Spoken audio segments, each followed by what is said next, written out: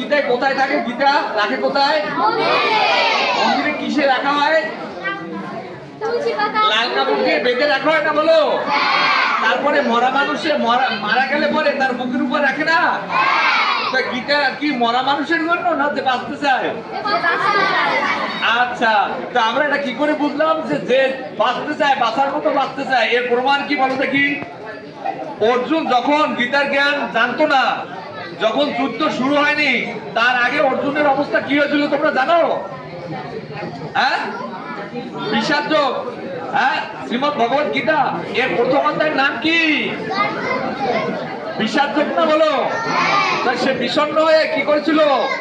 তার অশ্রু বিগলিত হয়েছিল, তার গা জ্বালা জ্বালা করছিল, লোম হর্ষিত হচ্ছিল, ধনুর্বাণ ত্যাগ করেছিল এবং সে সবকিছু ছেড়ে বনে যাবে। ঠিক আছে, সে সবকিছু ত্যাগ করে চলে যাবে। কিন্তু এই জ্ঞান পাওয়ার পর কি হয়েছিল? সেই গীতা জ্ঞান যুদ্ধের আগে সে পেয়েছিল। যুদ্ধ করে কি রাজ্য পেয়েছিল? সারা পৃথিবীময় রাজ্যের অধিকারী হয়েছিল। অর্জুনরা পাণ্ডবরা বাহিনী রাজ্য পেয়েছিল কিনা? আর সেই জ্ঞানের আগে সে কি রাজ্য ছাড়া ছিল না?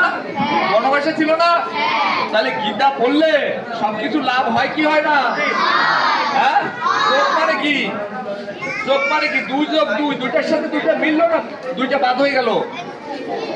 প্রত্যেকটা অধ্যায়ের নাম কি? যোগ না? হ্যাঁ, বিশাল যোগ, সাংখ্য যোগ, হ্যাঁ, জ্ঞান যোগ, এরকম আমরা বলি না? বলি কিনা? কর্মযোগ। তো এখন গীতা পড়লে কি আমরা সবকিছু লাভ করতে পারবো? যুক্ত হবে নাকি বিয়োগ হবে? অর্জুনকে এই অখণ্ড রাজ্য পেয়েছিল। তাই তোমরা যদি বিজয় লাভ করতে চাও, শ্রী লাভ করতে চাও, ধন সম্পদ, অমীয় শক্তি লাভ করতে চাও, তাহলে গীতা পড়া উচিত কি উচিত না? তো অনেকে সমাজে মূর্খের মতো গীতাটাকে কেন লাল সালুতে বেঁধে রেখে দেয়? মরার পরে মরা মানুষ গীতা পড়তে পারে? যারা বেঁচে থাকতে চায়, যারা এই শক্তি, সামর্থ্য এবং ঐশ্বর্য লাভ করতে চায়, তাদের গীতা স্কুলে পড়া উচিত কি উচিত না? আমরা কি লাল সালুতে গীতা বেঁধে রাখবো, নাকি আমরা প্রতিদিন স্নান করে গীতা পাঠ করবো খুলে? কোনটা করবো? পাঠ করা উচিত কি উচিত না? তাহলে আমরা কি গীতা স্কুলে নিয়মিত আসবো কি আসবো না? কেউ তো পাঠ করবে না। তো গীতা স্কুল প্রতি সপ্তাহে কয়দিন হবে? একদিন হলে কি হয়? অন্য স্কুল কয়দিন হয়? অন্য স্কুল কয়দিন হয়? তাহলে আমাদের প্রতিদিন বাড়িতে অন্তত আমরা গীতা পাঠ করতে পারি কিনা? স্নান করে একটা শ্লোক পাঠ করতে পারি? আমরা কি সবাই প্রতিদিন গিরিয়ে বসে গীতা পাঠ করে যাব? আর এই স্কুলে সপ্তাহে একদিন আসবো? হ্যাঁ, পারলে আমরা 2 দিনও আসবো, শুক্র শনি 2 দিন আসবো। ঠিক আছে পরে? হ্যাঁ, তাহলে তোমরা কি সবাই নিয়মিত স্কুলে আসবে? আচ্ছা, যদি নিয়মিত আসবে তাহলে কি লাভ হবে জানো?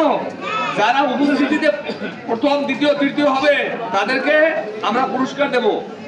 প্রতি 2-3 মাস পর পর এক করে সপ্তাহে একটা প্রেজেন্ট হবে। 8-10টা প্রেজেন্ট হলে পরে আমরা যোগ করবো। 8-10 সপ্তাহ হয়ে গেলে ক্লাস।